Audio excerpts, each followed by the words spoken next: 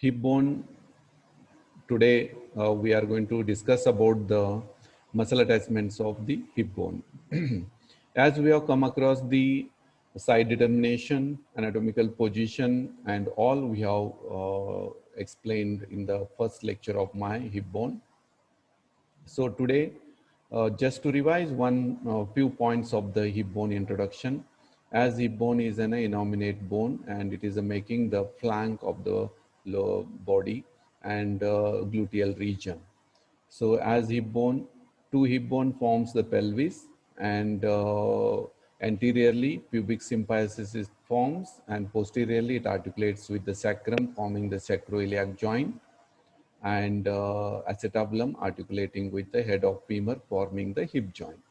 So hip bone is one of the innominate bone you have to remember. Then I have told the side determination of the hip bone. Side determination, you have to remember acetabulum is directed laterally. Then large upper flat part is formed by the ilium situated above the acetabulum and obturator foramen is below the acetabulum and in between the pubis anteriorly, posteriorly ischium. Anatomical position, anterior superior iliac spine, pubic tubercle lie in the same coronal plane. Then pelvic surface of the this pelvic surface of the pubis directed backwards and upward, and symphysial surface lies in the median plane. So that is all about the introduction. And the type of bone is irregular type of bone, and you have to remember about the irregular variety of type in under the classification. Then I have told all the external features and all general features of the hip bone, ilium, and we have the pubis and ischium. So this is obturator foramen. So all this you have to come across in the my first lecture. So pubis is there, ischium is there, ilium you have to remember. So in the muscle attachment, we have to remember the total muscle attachments of the all three parts we have to understand and study first. So we have to study the first the muscle attachment of the few muscle important which you can recollect from the totally on the diagram that I am going to cover. So this is very important to remember. It is like a study of three bones separately, ilium, pubis, ischium, so that you have to important to know the all the muscle attachment of the hip bone. So, my dear students, you have to remember the almost all the muscle attached to the ilium. We are going to begin. First, you have to here see, you have to concentrate now on the diagram and arrow mark where I am pointing, pointer, you have to follow and you can understand the muscle attachment. So anterior superior iliac spine, and this is anterior inferior iliac spine, posterior superior, posterior inferior iliac spine. So you have to remember anterior superior iliac spine, that is gives origin to the sartorius muscle. One muscle which is attached on the anterior superior iliac spine is called as that is a sartorius muscle. Anterior inferior iliac spine, it gives origin to the rectus femoris muscle, that is the straight head of rectus femoris muscle. Then posterior inferior iliac spine here, posterior inferior iliac spine, that is gives origin to the piriformis muscle. So also you have to remember anterior superior iliac spine gives attachment to the lateral end of inguinal ligament, and anterior inferior iliac spine that is a iliofemoral ligament that is also attached to the inferior iliac spine anterior. So these are the points where you can understand the attachment of the ilium. Then I have told this is all is the ilium showing the gluteal region. This gluteal region has the anterior gluteal line, this is a posterior gluteal line, and this is a inferior gluteal line. This is the anterior gluteal line, and this is a posterior gluteal line, and this is the inferior gluteal line. The area behind the posterior gluteal line, this is a posterior gluteal line, area behind the posterior gluteal line gives origin to the gluteus maximus muscle. The area between the anterior and posterior gluteal line that gives origin to the gluteus medius muscle, and area between the anterior and inferior gluteal line gives origin to the gluteus minimus muscle. So gluteus maximus, gluteus medius, gluteus minimus, all three muscles, important muscle attached to the gluteal surface of the that is the ilium. So next you have to remember about the what are the other muscle here you can get it. So above the acetabulum, grew above the acetabulum and below the inferior gluteal line, there is an origin of rectus femoris muscle. That is a reflected head of rectus femoris. Then I have already told the anterior inferior iliac spine gives origin to the rectus femoris. It is a straight head, and this above the groove on the acetabulum, that is a reflected head of rectus femoris muscle. So I hope that anterior superior iliac spine, sartorius, anterior inferior iliac spine, rectus femoris, straight head, posterior inferior iliac spine, piriformis, gluteal surface that gives area behind the posterior gluteal line, gluteus maximus, area between the anterior and posterior gluteal line, that is gluteus medius, anterior and inferior gluteal line, that is a gluteus minimus muscle. So this is the one which is gluteal area you have to remember. Then I have told reflected head of rectus femoris here above the groove on the acetabulum. Then going to the next, on the iliac fossa, you have to remember about the iliac fossa. In this, iliac fossa gives origin to the iliacus muscle. That is the iliacus muscle. Iliac fossa gives origin to the iliacus muscle. So all these you have to know in the ilium. So this is one of the important part where we have come across in the, that is the attachment of the ilium. Then comes about the next, that is the one which is we have to remember about the, that is the uh, in this the iliac crest is there. So crest attachments you have to remember. Iliac crest, it is divided by anterior 2/3 or ventral segment and posterior 1/3 or dorsal segment. So whatever the muscle on the anterior 2/3, it is the iliac crest divided into outer lip, intermediate area, inner lip. So outer lip provides attachment to the, we are going to get the fascia lata in its whole extent, and tensor fascia lata, that is the in front of the tubercle, we are going to get the tensor fascia lata. So that is the, you are going to remember. Then you have to remember about the, that is a insertion of external oblique on the outer lip of the iliac crest. That is a very important, you have to remember insertion of external oblique muscle. So posteriorly, we have the latissimus dorsi on the posterior part of the iliac crest on the outer lip.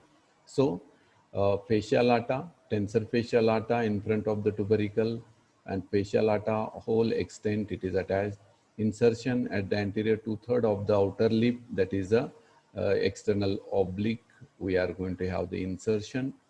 Then posterior 1/3 part of the outer lip, that is gives origin to the latissimus dorsi.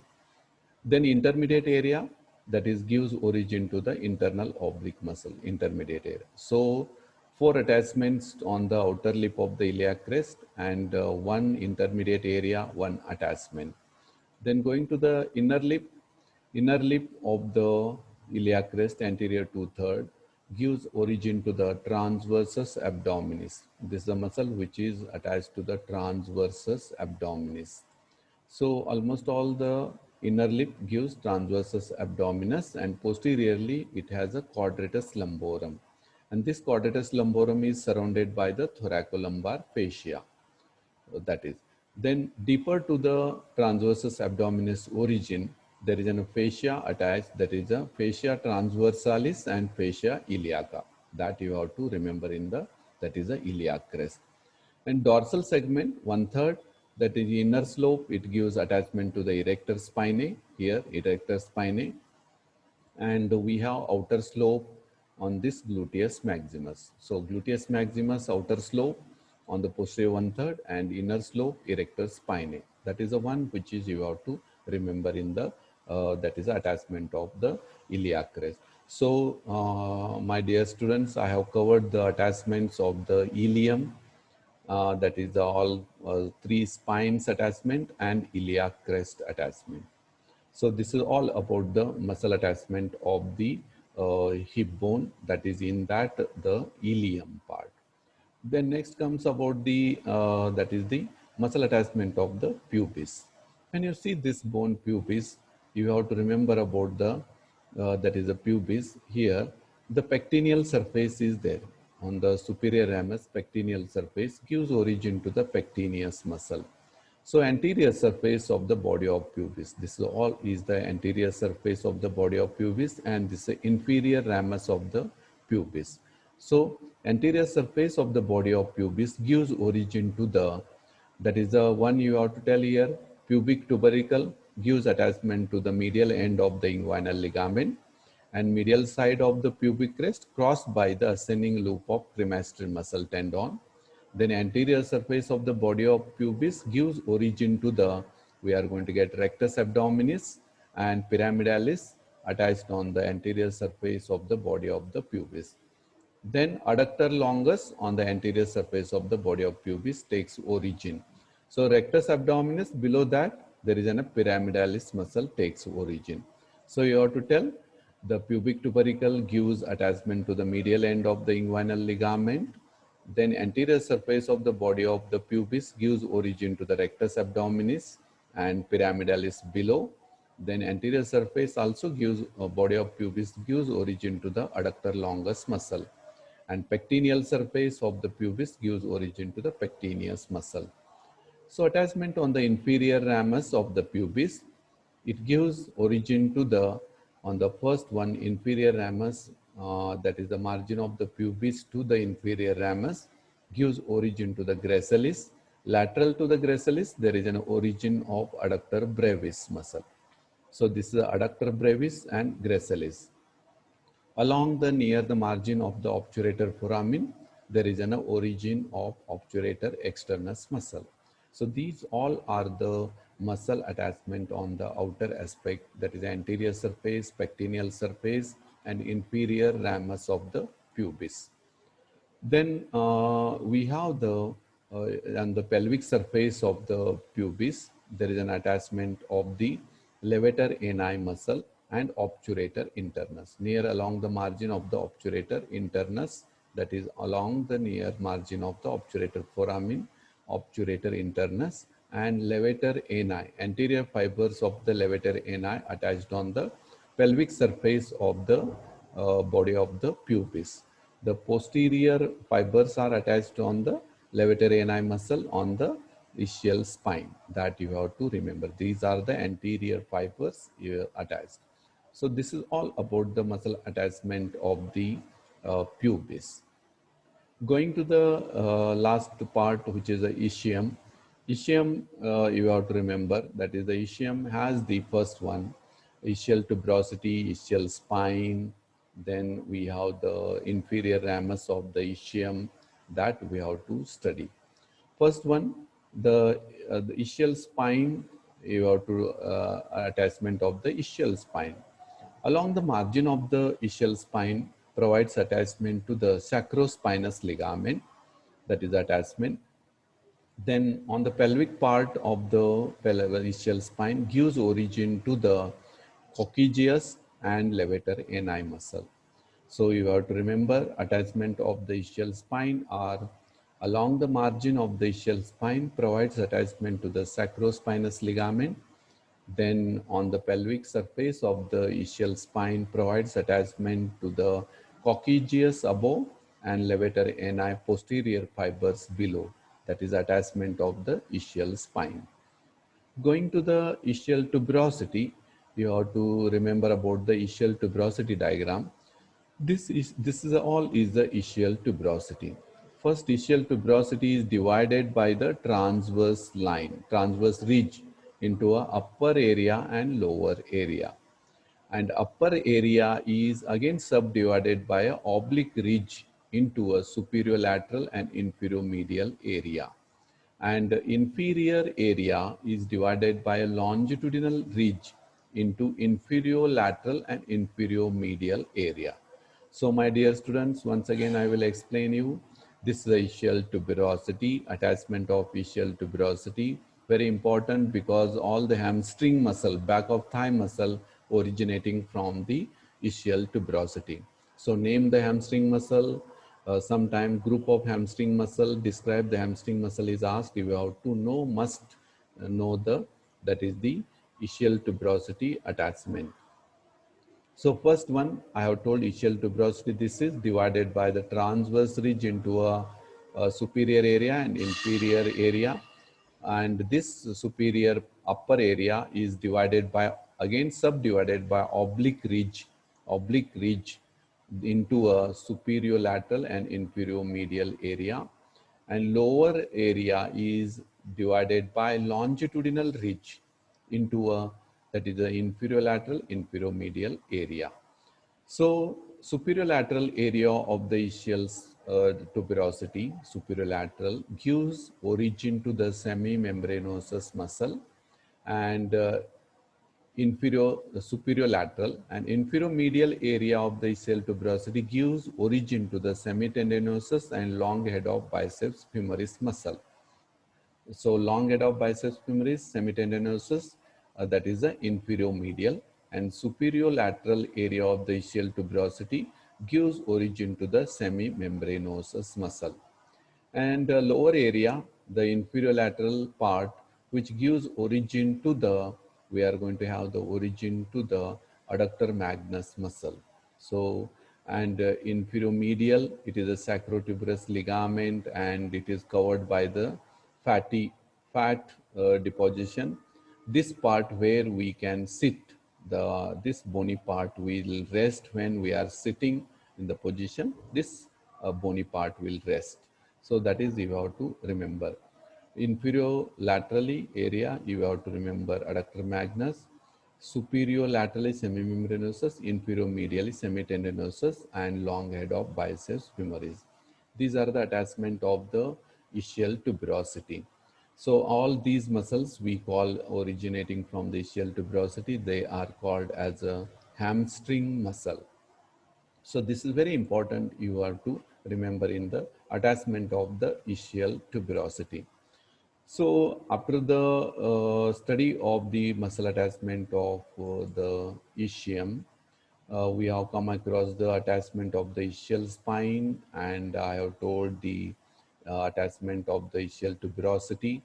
Then this is a one femoral surface of the ischium or inferior ramus of the ischium. You have to remember. The upper part of the lateral border of the ischial tuberosity gives origin to the one muscle which is we are going to call quadratus femoris muscle. You have to remember this is a quadratus femoris muscle. Upper part of the lateral border of the ischial tuberosity gives origin to the quadratus femoris muscle. Then as we have studied the inferior lateral area, lower part of the ischial tuberosity, that is the adductor magnus, that you have to remember about the adductor magnus.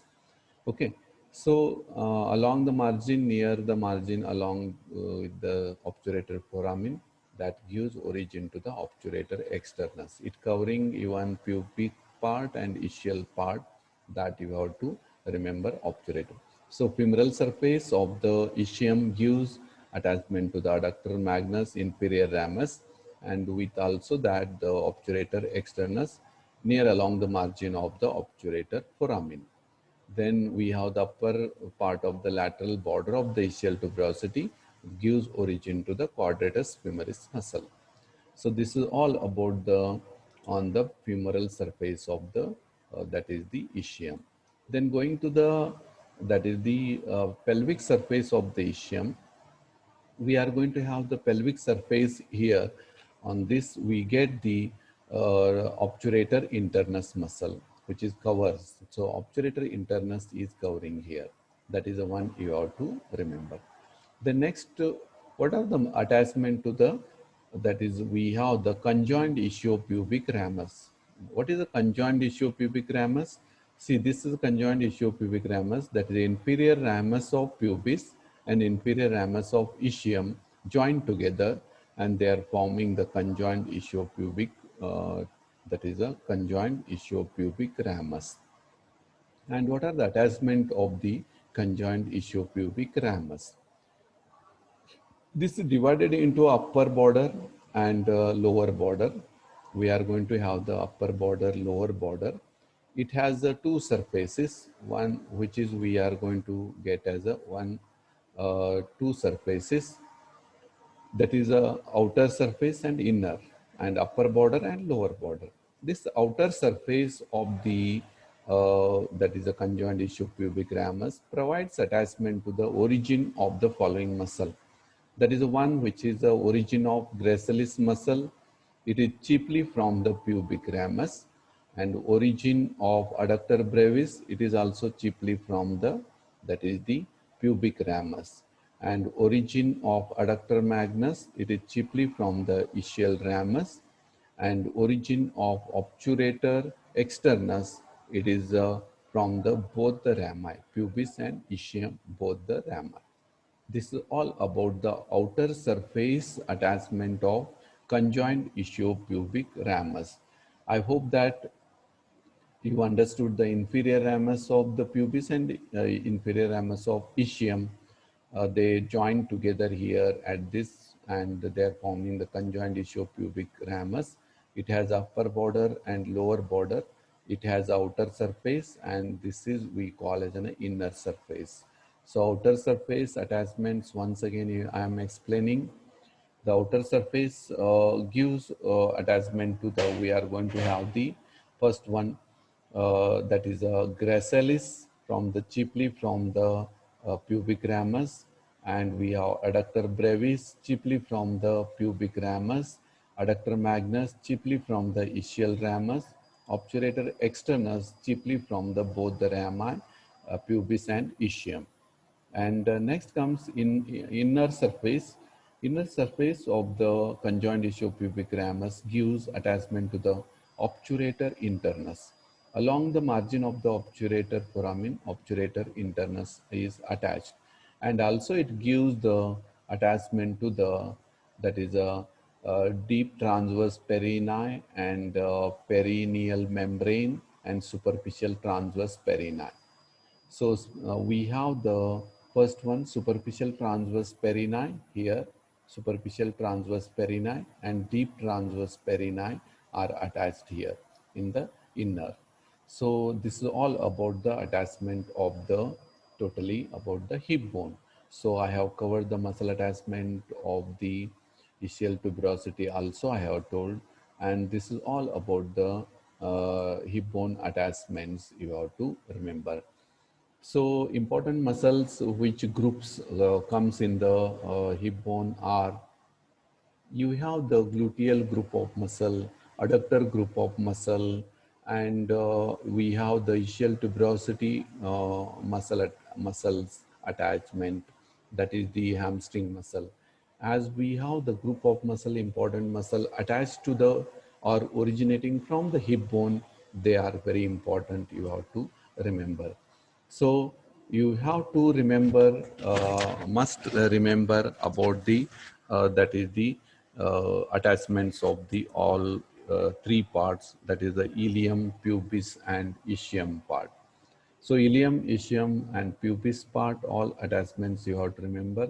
Iliac crest separately you have to remember. In the ischium you have to separately explain the attachment of the ischial spine and ischial tuberosity.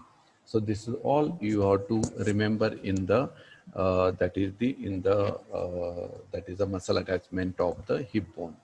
So I hope that is my dear students understood the muscle attachment of hip bone, and this is all group of muscle I am talking here. Group of muscle attached. I hope that is the gluteal region muscle. We have the gluteal group of muscle. Biggest muscle is a gluteus maximus. Biggest muscle of the body is gluteus maximus. This is that you have to remember. So gluteal region muscles are gluteus maximus, medius and minimus. They are the gluteal group. Then we have the adductor group of muscle. They are the medial compartment of thigh muscle or adductors of the hip. That is we have the adductor longus and adductor brevis and adductor magnus. They all are the adductor group of muscle. Then we have the, after the gluteal, we have to remember about the muscle attachment of the, that is the ischial tuberosity. These we call as a hamstring muscle. They are originating from the ischial tuberosity. The hamstring muscle are the back of thigh muscle. So back of thigh muscles are the semimembranosus, semitendinosus, and long head of biceps femoris. And we have the ischial head of, that is the adductor magnus muscle. So these all you have to remember in the, that is a study of muscle attachment of the ischial tuberosity. So this is very important, and also I have explained the attachment of the iliac crest. This iliac crest is divided into outer lip, inner lip, intermediate area, anterior 2/3 or ventral segment, posterior 1/3 dorsal segment.